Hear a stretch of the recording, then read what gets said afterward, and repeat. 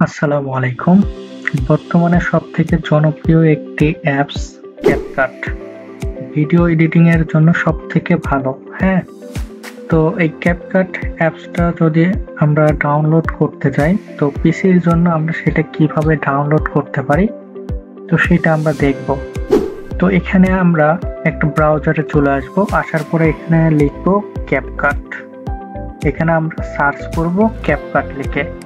CapCut লিখে search করার সঙ্গে সঙ্গে আমাদের CapCut এর যে অফিসিয়াল ওয়েবসাইট আছে সেটা চলে আসবে।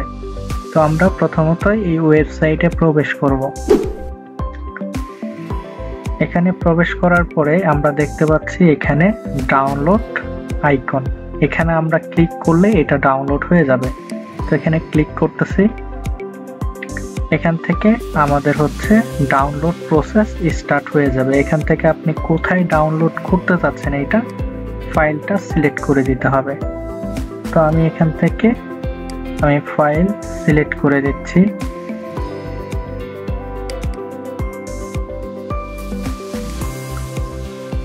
আচ্ছা, এরপরে আমাদের এটা ডাউনলোড হয়ে গেছে।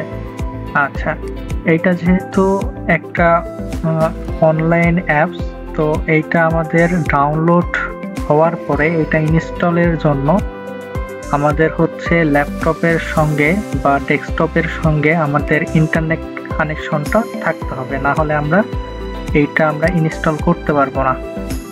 তো আমরা চলে যাব যেখানে আমাদের সফটওয়্যারটা ইনস্টল হয়েছে সেখানে চলে যাব।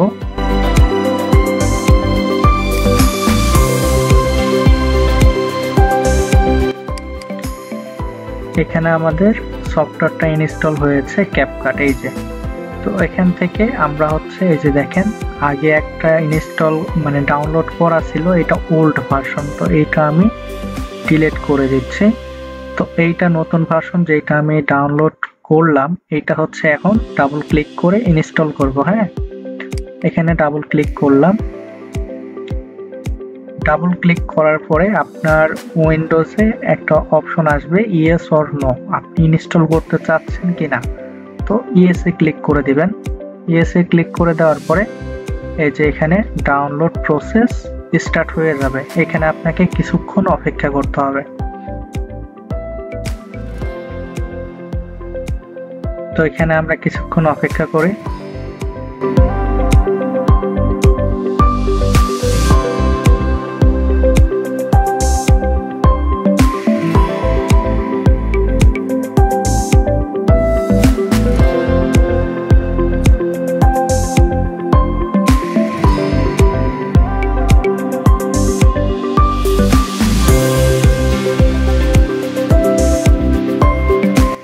তো আমাদের CapCut এটা আমাদের সম্পূর্ণ ইনস্টল হয়ে গেছে, যে দেখেন।